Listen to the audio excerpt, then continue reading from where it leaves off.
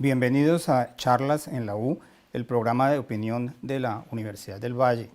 En desarrollo de la serie de programas que hemos venido haciendo con los rectores de las principales universidades de la ciudad, tenemos hoy con nosotros al doctor Carlos Andrés Pérez, quien es el rector de la Universidad Santiago de Cali. Quiero agradecerle al señor rector que haya aceptado nuestra invitación a este programa. El doctor Pérez es biólogo con especialidad en genética de la Universidad del Valle, uno de los alumnos brillantes y de los egresados ilustres de la universidad. Y tiene una maestría y un doctorado que tengo que leer porque eso soy incapaz de pronunciarlo o de memorizarlo, que es un magíster en bioinformática y un PhD en biotecnología. Y después de saludarlos, yo sí quiero preguntarle en qué consisten esas cosas tan complicadas. Bueno, muchas gracias, Oscar, por esta gran invitación. Un saludo a todos los televidentes. Bueno, en la parte de genética, hoy que está muy actual con lo que estamos viviendo en la parte de la pandemia, es el estudio de los genes y también esa interacción con todo el contexto ambiental. La parte de la bioinformática precisamente ha permitido extraer y analizar toda esa información que hoy estamos viendo que genera los códigos de todos los organismos vivos. Todos compartimos unas bases biológicas iguales y tenemos esas variantes dentro de esa, digamos, esa igualdad muy interesante. La bioinformática nos permite escudriñar sobre todo ese tipo de cosas y entender cómo es la evolución y a partir de eso hacer aplicaciones biotecnológicas. Y la biotecnología es eso, es entender todas esas áreas de las ciencias básicas y cómo podemos transformar la parte médica y la parte social. Y uno de los misterios de la biogenética debe ser cómo un genetista termina de rector de la Universidad de Santiago de Cali, cuya fortaleza son los estudios de Derecho.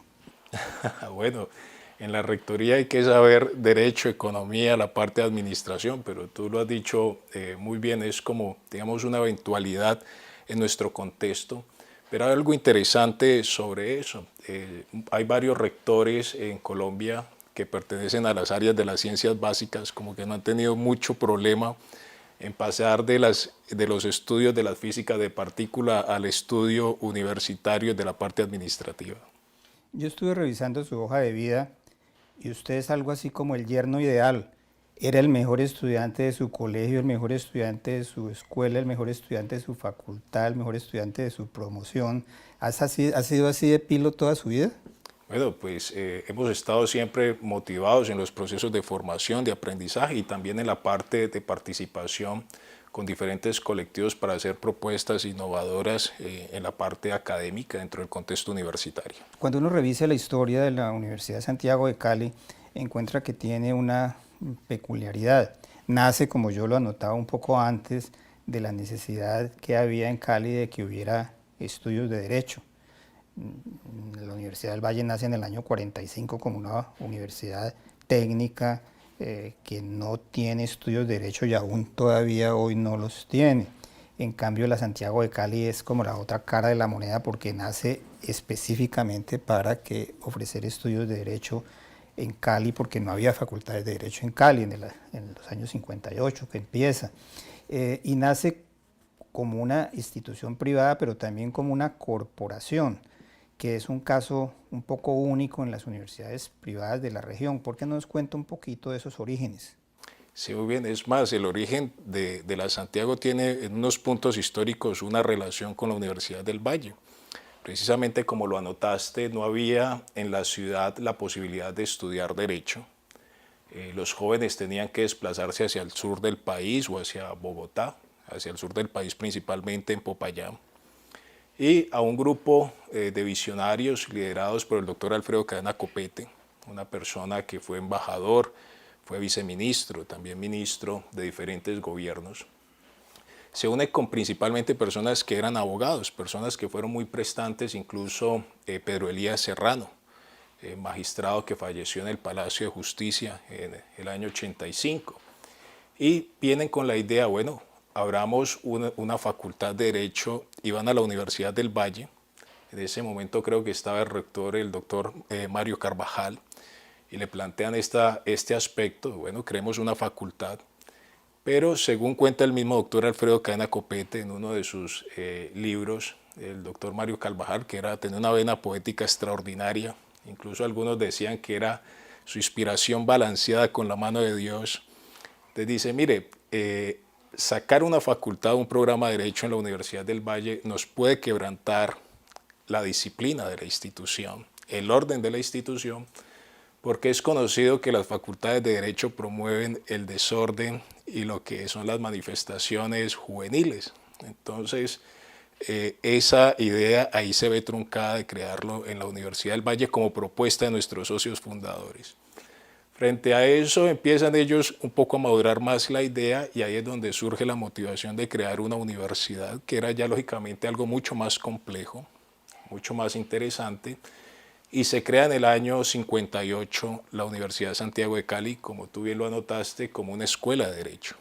A los 3 años siguientes se crea la Facultad de Educación y la Facultad de Ciencias Económicas con el programa de Contaduría, que es un programa de más de 50 años en la región de nuestro país.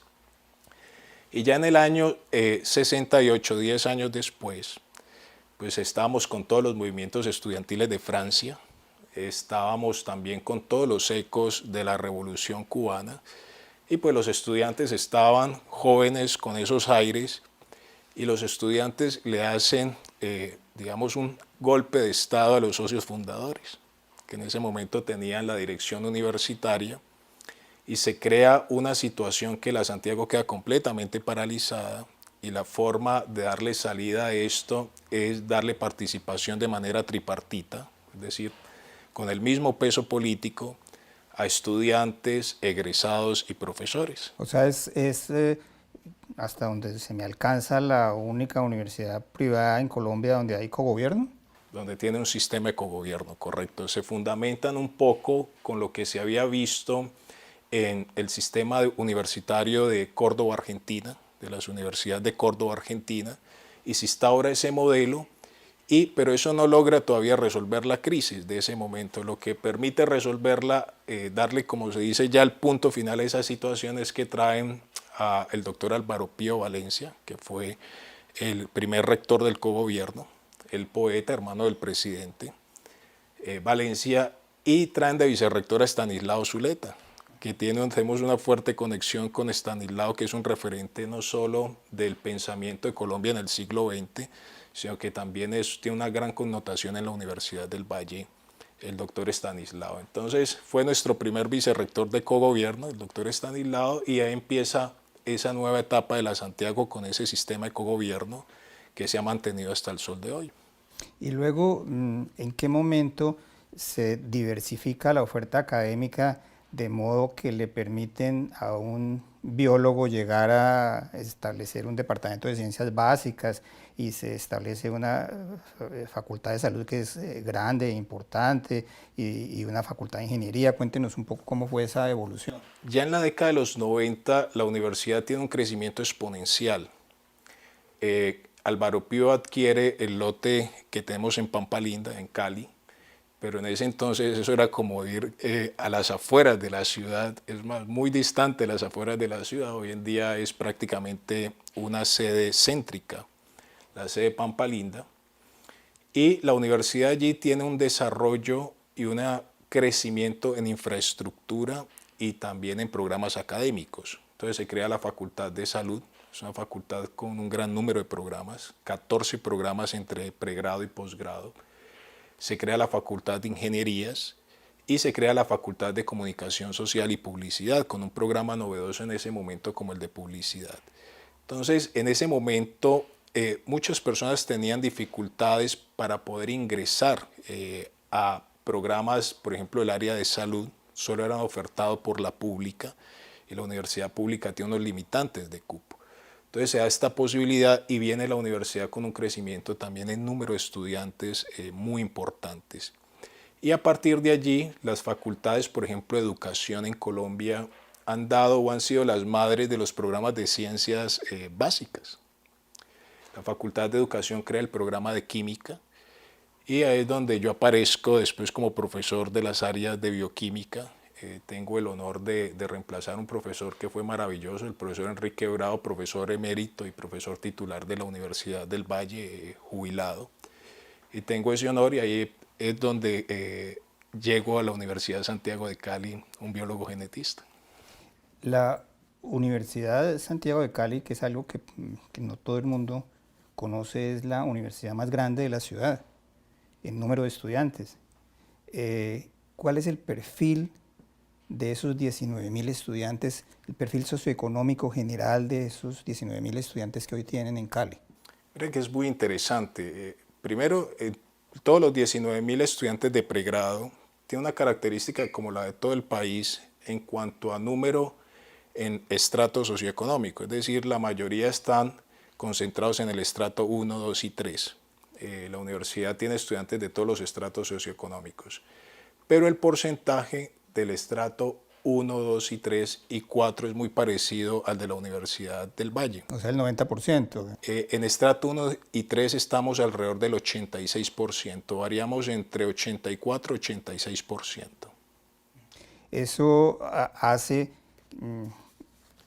que el problema central de la universidad sea el financiero, porque obviamente para poder mantener sobre todo las facultades que tienen más complejidad académica sobre la base solamente de las matrículas es un reto muy grande desde el punto de vista económico, ¿no? Claro, es un reto muy grande porque la Santiago, muchas personas por el nombre han pensado que es una institución pública o semipública. Y como bien lo anotaste, la Universidad de Santiago de Cali es una institución completamente privada y su grueso del presupuesto se fundamenta en las matrículas. Entonces tenemos una variedad, una gran heterogeneidad de costos de matrícula, pero así todo es una matrícula supremamente económica. Entonces la universidad ha logrado estructurar un proceso de calidad y excelencia académica con una matrícula muy económica, porque en Colombia el 50% del peso para que un estudiante ingrese al sistema de educación superior y se mantenga está referido en la parte económica y el otro 50% son otros aspectos. Antes de continuar hablando con el doctor Carlos Andrés Pérez, rector de la Universidad Santiago de Cali, vamos a hacer una pausa.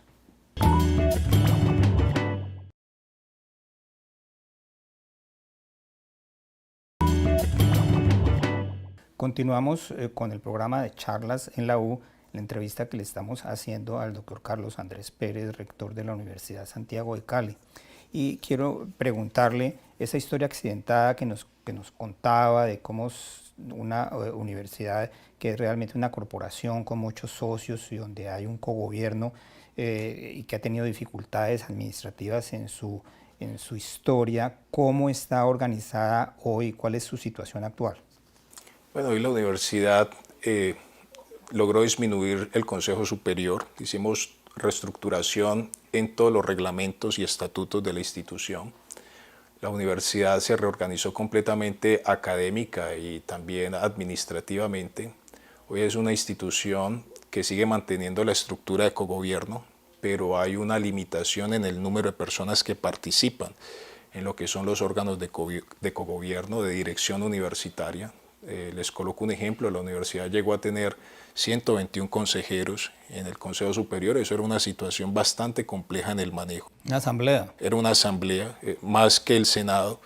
Hoy se ha reducido un número que le permite a la universidad tener una participación de todos los estamentos y también, digámoslo, un número importante de la toma de decisiones. Hoy tenemos 24 consejeros superiores, 8 egresados, 8 profesores y 8 estudiantes. La universidad ha modernizado todos sus sistemas a partir de la parte de sus sistemas de información. Ha logrado una conexión, generalmente las instituciones muy grandes tienen un problema, es que se desarticulan. Entonces hemos logrado, gracias a la parte informática, estos sistemas y también a una planeación, que la parte administrativa esté muy de la mano apoyando a todo el proceso académico, a tal punto que ya la universidad presentó todo el proceso de acreditación institucional y estamos en la espera ya de la respuesta del Ministerio de Educación Nacional. Nos fue muy bien en el proceso, una calificación realmente excelente, lo que muestra todo el gran avance que ha tenido la universidad en materia financiera, administrativa y académica. ¿Cómo hace uno para volver virtuales a 19.000 estudiantes en 15 días. No, ya veníamos trabajando y no fue en 15 días, nos tocó de un día para otro. Cuando Univalle, por ejemplo, toma la decisión, el rector Edgar, de irse a la virtualidad, creo que fue un domingo que sale el comunicado, un fin de semana, nosotros sacamos el comunicado el día lunes y el martes ya habíamos virtualizado todo. Pero la universidad ya venía trabajando sobre esto. Yo tuve la oportunidad de estar en la Universidad de Virginia, en Richmond, y me llamó la atención que habían más de 400 estudiantes en un salón sin profesor, pero todos estaban haciendo un trabajo monitoreado, y eran muchos estudiantes, y era utilizando la virtualidad. Así que en febrero del año pasado, antes de que Colombia se fuera a todo este proceso de cuarentena, habíamos creado unos salones para la virtualidad, unos salones de más de 80 estudiantes sin profesor. El profesor estaba en un salón especial con unos monitores especiales monitoreando todo el trabajo colectivo que estaban haciendo y colaborativo que estaban haciendo los estudiantes. Y la universidad comenzó a colocar cámaras, un sistema de audio muy bueno en todos los salones y laboratorios. Así que cuando llegamos a esta situación de pandemia, no fue, digámoslo, muy difícil desde el punto técnico, pero sí efectivamente trajo unas situaciones complejas, y es que mucho profesor no estaba acoplado a este tipo de situación, y como se dice, nos tocó un poco a la fuerza frente a la situación que se estaba viviendo. Y mucho estudiante no estaba conectado. Mucho estudiante no estaba conectado, pero ha ocurrido algo interesante, y es que al principio mucho rechazo por estas situaciones, la conexión del estudiante y demás, frente a la virtualidad. Y hubo muchas acciones, digamos, comunicados de los estudiantes manifestando esta situación. La gente pensaba que esto iba a durar unas cuantas semanas o máximo unos meses, no veía que esto iba a tomar un buen tiempo. Así que digamos que en ese momento mayoritariamente la gente prefería la presencialidad. Ya para el primer semestre de este año, lo que es mayo, enero, junio del 2021, se ha corrido, digamos, la preferencia de la gente. Ya estaba en un 50-50 entre los que preferían virtualidad y los que preferían presencialidad. Y ahora se ha desplazado más hacia la virtualidad. Hay, digamos, un 56% de estudiantes que prefieren la virtualidad frente a la presencialidad. ¿Qué hemos hecho? Dar una posibilidad de alternancia. Los laboratorios y toda la parte práctica, la gente sí está asistiendo, manteniendo unos cupos, porque no podemos tener a todo el mundo en los laboratorios. Tenemos laboratorios bastante grandes. Y en los cursos teóricos se le está dando la posibilidad de que la gente escoja si va presencialmente o puede verlo en tiempo real la clase con el profesor, por estas adecuaciones que había hecho la Universidad de Santiago de Cali. Si a usted le preguntaran cuál es el principal problema o los principales problemas de la universidad privada en Colombia, ¿qué contestaría? Bueno, hay varios muy interesantes. Uno, más que problemas, son los cambios tan rápidos que se están viviendo. Uno, los aspectos demográficos. Ha disminuido el número de estudiantes de manera importante, viene con una tasa de disminución importante y se vio principalmente con la pandemia. Pero es precisamente por esos cambios en la estructura de nuestra población de edad. Por ejemplo, la tasa de natalidad viene de Colombia descendiendo. Estaba antes en un promedio más de 2 hijos, ahorita está casi en 1.70 y algo, y se prevé que para dentro de unos 10 años estará en 1.50, 1.32, 33 más o menos. Entonces eso también impacta a las universidades. Dos, tenemos una situación, y es que cada vez en la parte normativa se vuelve muy complejo los procesos de obtención o dar nuevas propuestas académicas. En promedio, contando todos estos requerimientos y toda la evaluación, tú puedes sacar un programa nuevo de acuerdo a los nuevos requerimientos entre 2 a 4 años. cuando en este momento estamos viendo las exigencias globales. O sea, la oferta académica no tiene el paso que exigen los cambios sociales. Exactamente, por más que tú quieras estar en contexto frente a lo que estamos viviendo con toda esta transformación social, con las nuevas tecnologías, con lo de la pandemia, con los mecanismos de producción, la respuesta universitaria no puede ir, como se dice, en tiempo real, porque hay cada vez un entramado, digamos una red jurídica muy compleja y cada vez se coloca o se vuelve más complicada. Entonces esa es otra situación. Y otro punto que estamos viviendo es que las universidades no se pueden abstraer de la situación social y política del país. Las universidades resultan, o digamos su población académica, estudiantil, tiene una movilidad de acuerdo a lo que pasa en el país.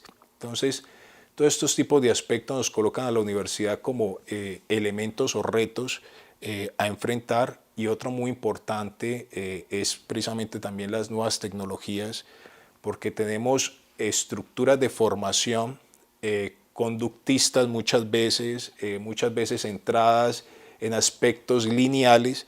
Estamos viendo hoy los jóvenes que están muy mediados con la parte tecnológica, y la tecnología cada vez está cambiando la forma como los jóvenes están interaccionando, y eso es otro reto que tienen las universidades que entrar a abordar.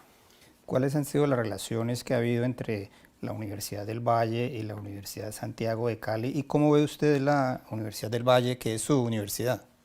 Bueno, las relaciones durante todo este tiempo, frente a los ya 63 años de historia de la Santiago, han sido muy fuertes.